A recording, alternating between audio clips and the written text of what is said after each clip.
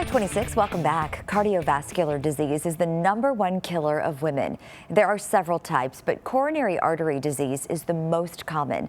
What one woman experienced was much more rare. In this morning's Wellness Wednesday, she is sharing her heartfelt story of how listening to her body probably saved her life. Mary Nelson has the story. Tracy Corwin's always been a girl's girl. She built a business for women.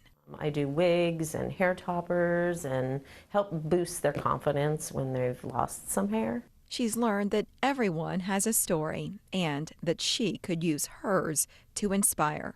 29 years ago, I had a little girl. It started with her first child, Tori Lynn. And she was born with a severe heart defect and went through, at 3 months old, she went through open heart surgery 3 times.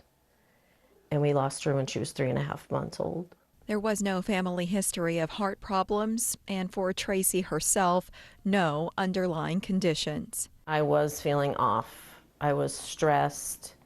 I was working a lot, working a very stressful job. From her studio, she described what happened September 17, 2022. She'd asked her husband to take her to the hospital along with one of her sons. Eli was in the room when doctors called for a crash cart. That's what, and maybe that's, he was standing right there looking at me, and I said in my mind, please don't let him see this. Tracy was actively having a heart attack, a spontaneous coronary artery dissection, or SCAT. So not a clog, but a weak spot in her artery, just tore.